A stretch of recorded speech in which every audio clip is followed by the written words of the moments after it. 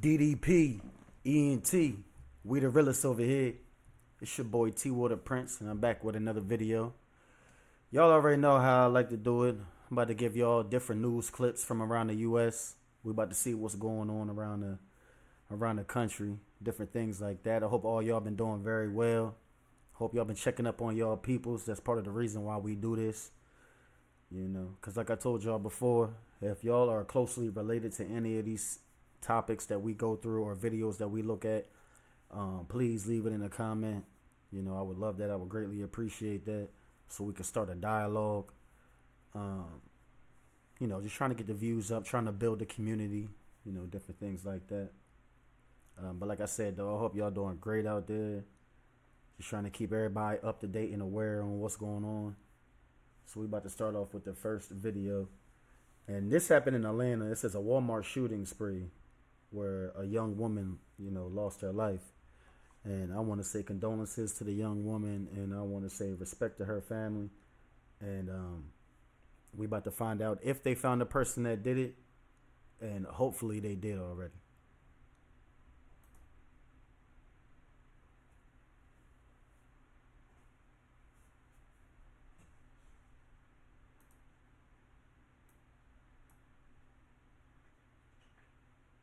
The family of the 19-year-old girl killed on Friday in that deadly string of shootings is hosting a balloon release in her honor. It's the first of 19 releases, one for each year of her life. Fox's Alexa Liaco is in Newton County with more. Alexa. Hey, good evening. Family and friends still getting ready. They're about to arrive in just a few minutes for a balloon release for 19-year-old Akilah Clark. You can see they've set up, this is her home where she lived with her mom and her sister. There's flowers, there's candles, all ready to honor her life tonight. This sign here saying, "Sleep in peace, Akilah, long live Keela." She was just 19 years old when early Friday morning a gunman came to her house after shooting two other employees at the Walmart just less than 2 miles down the road here where she worked, along with those two other people. All right, chat. Let's keep an eye on that, because not only did she get shot and she passed, you know, which now she's deceased, but the shooter also shot two other people. So now we need to figure out, did they get shot at the Walmart? Because whoever did the shooting came to her house and shot her. So now we about to try and find out how this all came about. That gun live Keela.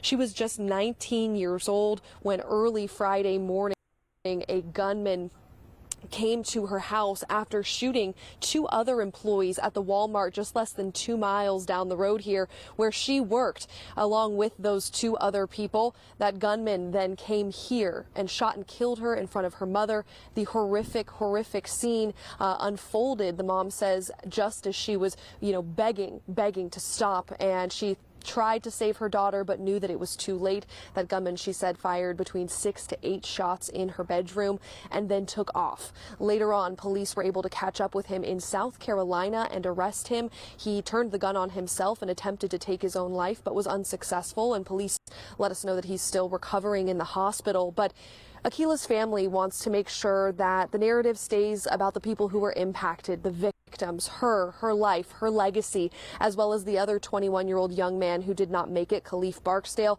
and 29-year-old Ryan Bradley, who is in critical condition still in the hospital. The family said that Akilah was studying online to become a nurse while also working at Walmart to help support herself and her family. They said she was so kind and always wanted to help others. And after she tragically lost her friend last year to a violent, deadly shooting, she wanted to become a nurse so she could save other people's lives. So stay with us, because tonight on Fox 5 News at 10 and Fox 5 News Edge at 11, we're going to speak with Akilah's family about her legacy and what they want the community to know. The family also has a GoFundMe set up to help cover the unexpected cost of her funeral. We've got that listed on our website, fox5atlanta.com, if you'd like to help. For now, live in Covington, Alexa Liaco, Fox 5 News. I'm just going to start off by saying rest in peace to Akilah, rest in peace to Khalif, and rest in peace to Ryan. All three of them tragically lost their life. over a person for some reason. I wish we had a little bit more information because for some reason I'm thinking that the girl might have been dealing with the shooter. But they said that they ended up catching up with the shooter, the attempted murderer, and found him in South Carolina. And he tried to take his own life but was unsuccessful, which means that he probably tried to blow his brains out but still lived. So he's recovering in the hospital. We already know that he's going to get 2-3 life sentences, so that's not even a big deal. You know, I don't want to seem vain or nothing like that, but Chad, if y'all thinking anything like me, a whole bunch of us is thinking that, you know, he probably shouldn't have survived that attempt on his own life. You know, you wanted to go out here and take 3 other lives. That's insane. I'm still trying to wrap my mind around it because he shot two guys, then came to her house, in her room, shot her like 6 to 8 times. Yeah, something about this story is making me think that she was in a relationship because I'm trying to figure out how did he even make it inside the house? Just walked in. It don't sound like there was bullet forced entry, like he shot the door off the hinges or anything like that. So just a sad chain of events, and I definitely hope they get justice, which I'm pretty sure they will, for Akilah and the rest of the 2 other gentlemen that lost their life also. All right, chat. Let's see what else we got inside going on.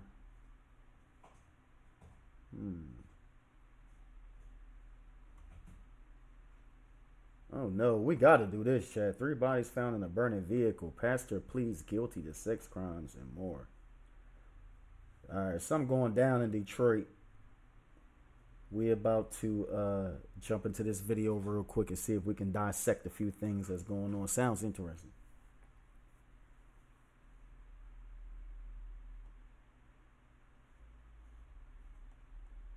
Working for you. Fox 2 News at 6 starts now. Hello and welcome to this Sunday edition of the HD Show. We begin with a developing story on Detroit's west side where 3 bodies were found in a burning car this morning. Yeah, the Detroit Fire Department made the gruesome discovery after putting out the blaze. Fox 2's Camille Mary joins us live with the latest on the investigation. This is a difficult one, Camille.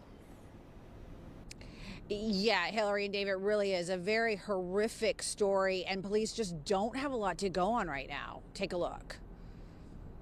Right before 6 o'clock this morning, firefighters responded to a car fire in a vacant lot at 30th and Milford on the city's west side. Once the fire was extinguished, they observed 3 bodies in the vehicle. All 3 burned beyond recognition. Police working to figure out what caused the fire. Was it intentionally set? Who are the victims? Were they killed, and then did someone set the car on fire? Right now, we don't know anything other than the vehicle fire and what was inside the vehicle. Right now, authorities are asking the public for help with this case. The Detroit Police Department Homicide Task Force is handling this investigation.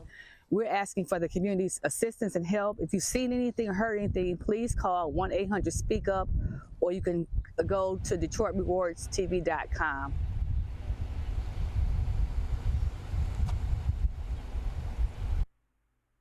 A lot of work ahead of them. I'm trying to figure out who these people are, what happened as far as what led up to this, who these people are. Are they men, women, young, old? Dental records, of course, shedding some light on that if possible. But really, if you know anything at all, if you were in this area, if you saw anything at all, you're asked to call Crime Stoppers at 1-800-SPEAK-UP. Reporting live from Detroit Police Headquarters, Camille Mary, Fox 2 News. Yeah, and Camille, this is, as we said right at the top, it's a really difficult one. I suspect that because of where the vehicle was found, there really isn't any surveillance video that captured anything. So that likely is going to be difficult for investigators, too. Yeah, exactly. But we went out there. You saw the video in the story. It's just a vacant lot. It's kind of a field. It's not even like on the road, so it doesn't look like they were in an accident and maybe they hit something and burst into flames. It doesn't look like that, right? Not a lot of houses in that area. A lot of them, the ones that were, some of them appeared to be abandoned. So, and not a high traffic area either. There were no businesses. We saw a couple churches. So really, police are going to, like I said, have their work cut out for them, and hopefully somebody knows something and does the right thing and calls authorities. All right, Camila Berry live for us tonight. Thank you so much. And staying on the west side, one woman is wounded after. Let's say that the police is going to have their work cut out for them. Because, I mean, damn. No, well, hopefully they got some clues, though. You know, I mean, the reporter summed it up very eloquently. I mean, don't nobody know nothing just yet. We don't know if they men, women. All we know is that three individuals were found burnt in a burnt vehicle in an alleyway in Detroit. Yeah, whoever did this for sure, this ain't their first time. This ain't their first time. They've done something similar to this in the past. And when you go from not being in the, from being in the streets to not being in the streets no more, and then you come across these stories, it really makes you think about all the times that you were in the streets while you were doing your thing. And I'm speaking about myself, y'all.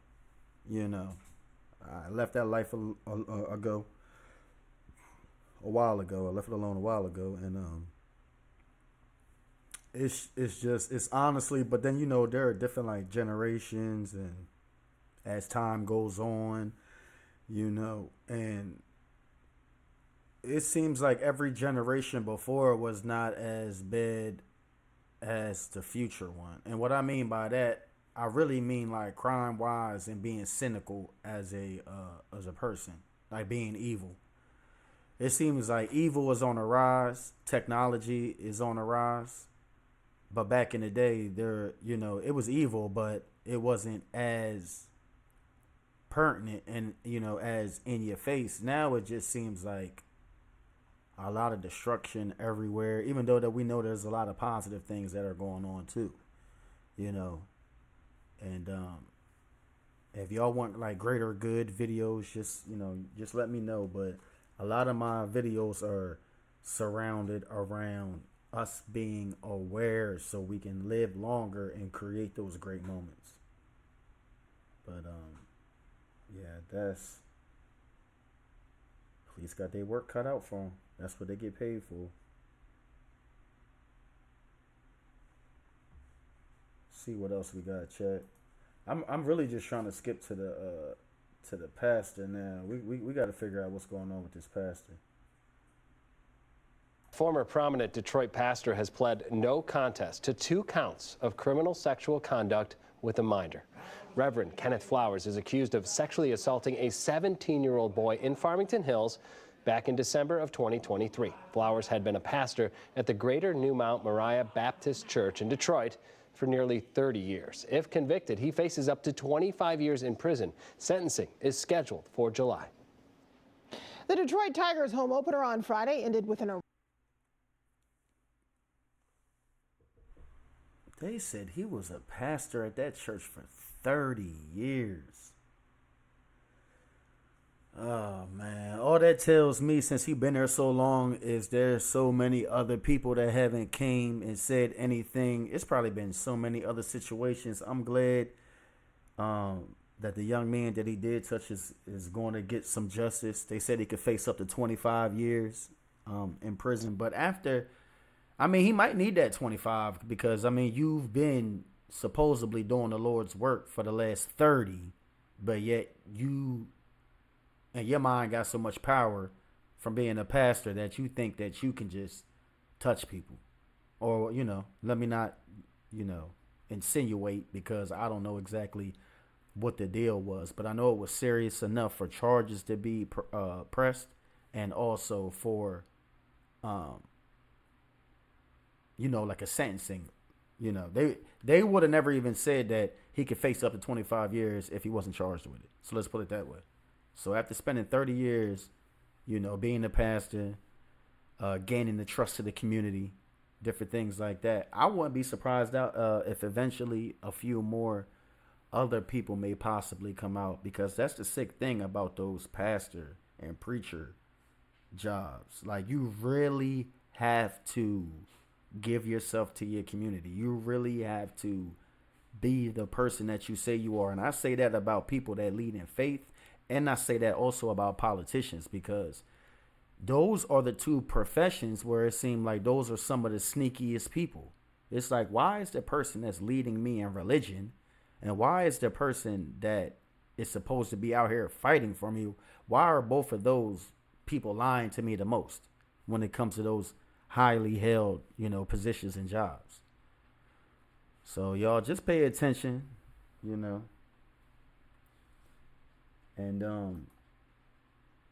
I hope he definitely get what he deserved, though. I ain't gonna lie. For sure.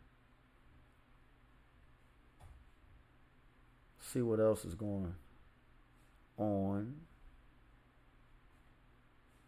Okay. All right, this is something good right here. Let's do a little good news real quick, y'all, if y'all don't mind.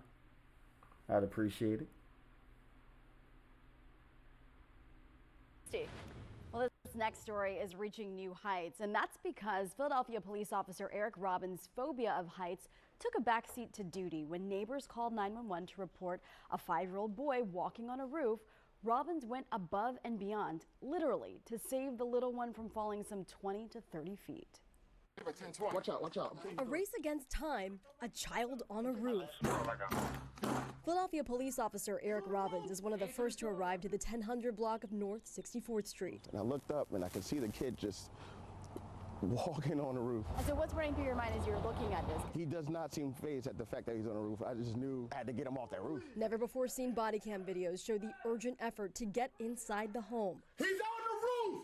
Open the door! It's on the roof? It's on the roof! Officer Robbins sprints up the steps before making his way to the second floor and heads immediately for the open window.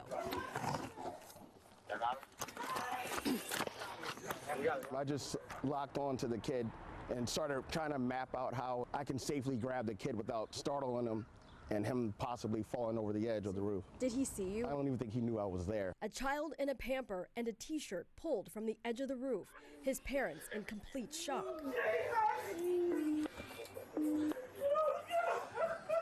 And a mother heard processing how this could have been so much worse. It felt like forever, also because I'm scared of heights. Give me a second, Why did you feel like that was so important not to let that stop you and also kind of compartmentalize your own fears and make the rescue? Hey, I'm going to stop the video right there, and I'm going to let y'all know that DFS, and if y'all don't know what that acronym means, it means Division of Family Services, will definitely be knocking on their door if they haven't already, because I think this video was a few days ago. Oh, yeah, there's no way. Shout out to this officer in Philly for sure. My boy said I was just going down the street. Next thing I knew, it was a child on top of the roof. And, I tried to make sure that, he was okay. Scoop my boy up like a ninja, too. He didn't even know he was behind him. Great tactics. I love it. But, yeah, the mom, her reaction, I understand her reaction, but it seems like she was playing it off because, it was two grown adults in that house, but then somehow your child got outside on the roof with a pamper on and a t-shirt / I don't know, it might have been a little wife beater, a little A shirt. But, neglect,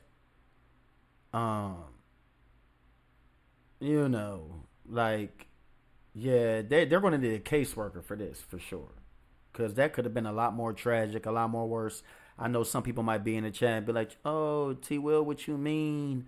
You want to get the police involved? No, I want to make sure the child is safe. And that's not safe. He was about to fall out of the second story off the roof. Not just the window. He had enough time to, maybe the window was open because it might have been a little warm or whatever the case may be. I don't know for sure. We don't know. It's a short clip. But what we do know is the child made his way out there on the ledge. And I'm not going to say he almost fell, but, he was probably about a foot from the end. So the officer made it upstairs and grabbed that young man. Stories like this, man, I hope the officer keeps in contact, with the little boy. That's wishful thinking and stuff like that. But who knows what the little boy is going to grow up to become? He could be the next Philadelphia Eagle for all we know. And then next thing you know, they won a championship and this officer comes down. Who knows? But when you save another person's life, that means that you are ordained and you should be respected as such, because that is the representation of a hero, a person that saves another life. And that's really all I got to say about that. Let's finish this video out though.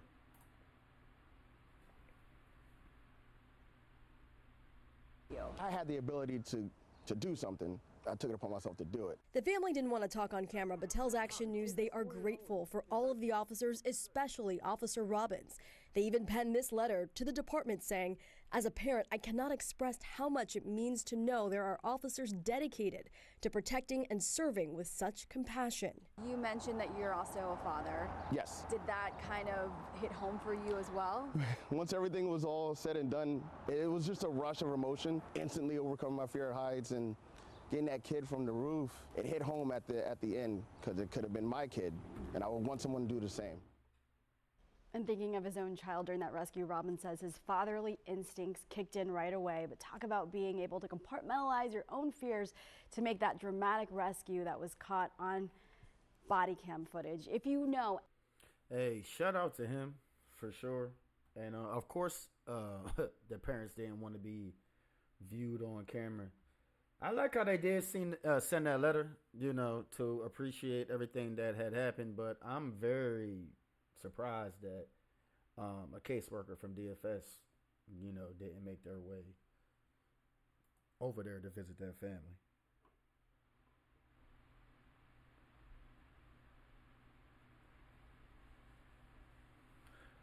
All right, chat. Let's see what else we got going on.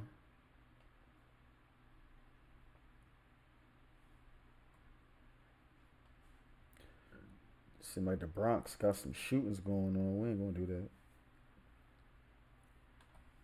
Oh, this is a good one right here. Let's go. Let's go. A missing murderer captured. I think I'm going to take a nap within the next hour. I haven't been sleeping well, so I am relieved. A paperwork mistake led to him walking out. They said they mistakenly let him go. Convicted killer. They let him go. Paperwork, man. Here we go. Out of a jail in Georgia 2 weeks ago. Today, he was cuffed in his mom's house right here in Central Florida. I need the world to know that Kathan is not who they say he is. Mm-hmm. He is not violent. He is not out to harm anyone. And he was never on the run. Tonight, Fox 35 has live team coverage. Hey, chat, keep in mind that lady right there in the beginning of this video, right there that we just showed. Make sure that we keep an eye on her, because she seemed affiliated in some way, form, or fashion. If she's not his family member, then she's definitely affiliated in a different type of way, and we about to find out. Tonight, Fox 35 has live team coverage of the hunt for a killer. Well, it is a tale of two moms. One was scared that the man who killed her daughter was coming after her. The other defending her son. Got you. That's his mom. And she about the same complexion as my mom, so moms is going to stand up. But, I mean, your son. I don't know, Chad. Let's see. Did he do it or not? Let's see. Convicted murderer. Kathan Guzman was convicted of strangling his 19-year-old girlfriend to death. 2 weeks ago, he was released from jail by mistake. It turns out he's been here in Central Florida the whole time. His own mother drove across state lines to pick him up and bring him back home. We have live team coverage of the story tonight. Stephanie Buffamonte spoke with the mother of the woman Guzman was convicted of killing. But we begin with Fox 35's Matt Trezza, who just spoke with the mother of that convicted killer. And Matt, she says she did nothing wrong. Yeah, she says she went, she got him, she picked him up, she brought him back here. She says she didn't think that anything was wrong, and she said that I asked her, was it strange that they just released him from the jail and you brought him home? She said everything, all the paperwork looked in perfect order. He was released with no instruction on where to go, what to do, what to follow up with.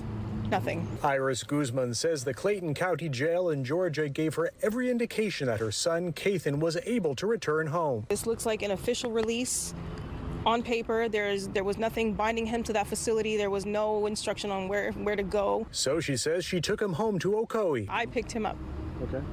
And not knowing any other way to find out what's going on, I can't leave my son on the streets. Iris Guzman says for 2 weeks back in Florida, Kathan made no effort to hide. In fact, they tried to reestablish his residency here. No, there was no effort to hide anything. We weren't hiding anything.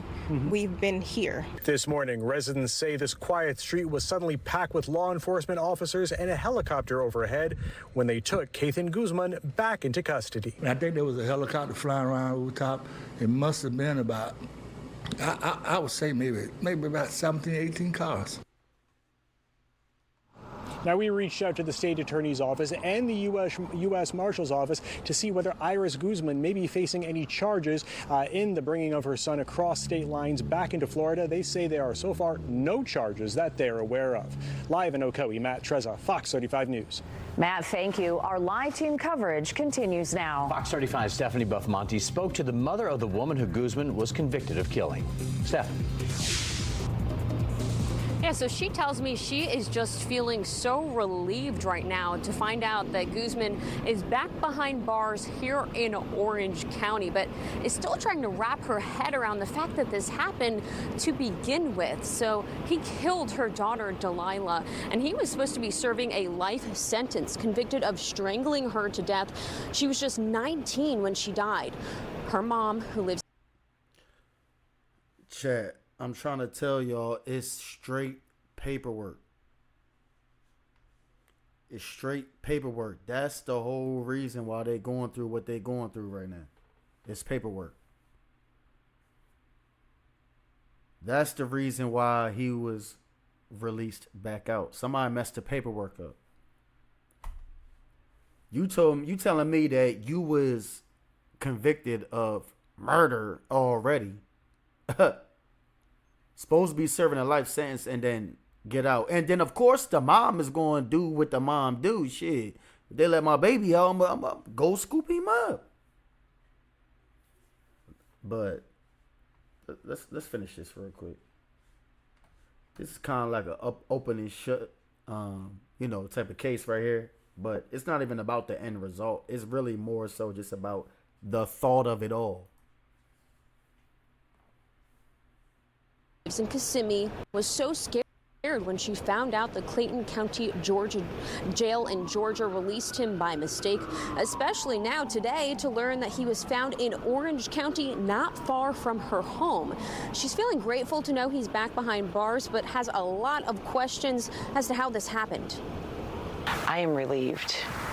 I am relieved that he has been apprehended and in custody. I think I'm going to take a nap within the next hour. I haven't been sleeping well, so I am relieved. I feel as if a mistake should be classified as a name error or an age error or something simple, not a release of a convicted and sentenced killer. That's not a mistake. I mean, I don't understand how he walks past so many people and no one knew that this gentleman was supposed to serve life with the possibility of parole in prison. Now, as you can imagine, this has been a lot for Delilah's family to process. Her mom tells me that she was going through the process of grieving. She had moved past the case, past the trial, felt comforted in knowing that he was going to serve life in prison. Now she says she feels uncomfortable, and she says she's going to continuously reach out to the DA's office to make sure he is still behind bars. Reporting live in Orlando, Stephanie Buffmonte, Fox 35 News. Yeah, hold on. News now at 7. A Metro Atlanta Police Department now under fire for how it investigates. So I could tell the young boys something real quick. It might not be no young guys watching. Murderer. Hey, young boys, watch this right here. You see how my boy look right here? Got his dreads all intact. Got the little blind right there, like they like to do nowadays. Captured. All right, hold on. But look. Ago. Today, he was cuffed. This what you gonna look like, though. You know what I mean? You gonna go from cuz right here, right? They like damn near two different people if it wasn't for like the freckles and, you know what I mean? You gonna go from that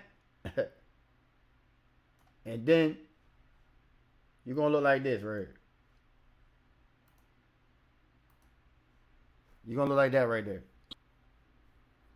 So basically what I'm trying to say is whatever you think you out here doing, man, don't do it, man. Because they're going to give your ass so much time. Excuse my language. They're going to give you so much time that if you're not mentally strong, you're not even going to know how to survive. So all that thinking y'all gangster, y'all got it, y'all not that smart, man. You can't be that smart if you end up right here like this. You can't be that smart. Stop trying to prove stuff to everybody else. Prove it to yourself that you can follow the guidelines of society and fly underneath the radar for sure.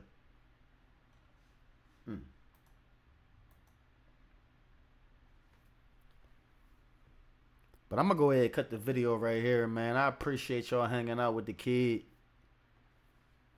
You know, it's always going to be some crazy videos that I come with. And not even really crazy, just more so insightful and just, you know, we can do this all day because, I mean, there's so much stuff happening around our country, especially because, I'm not going to say because, but, you know, Trump's, you know, president and, you know, what has the president done for us? I know we all can ask that question. But in the meantime, man, I want y'all to keep your head up and know that your higher power got you. And you going to do the best you can. It's your boy T-WillDaprince, and I'm out. But before I go, man, that's some crazy shit. Ha!